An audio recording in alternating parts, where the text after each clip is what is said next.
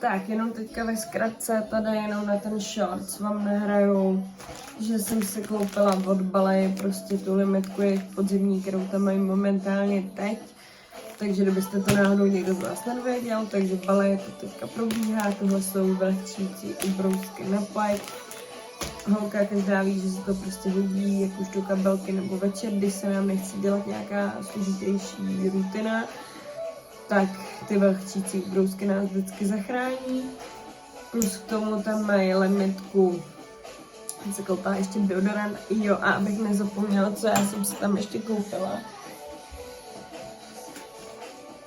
Protože je to přímo tady pro vás to čepak koupelně, tak jsem, že miluju koupele. Teď se dávám docela často, ne, to i tím těhotenstvím nevím, ale tak sůl do koupele nemohla chybět. Já vám přeju hezký den, pokud se vám video líbilo, tak samozřejmě budu ráda za like, odběr a tak dále. To už bych se tady opakovala, říkají to tady všichni. Každopádně budu ráda za jakoukoliv reakci.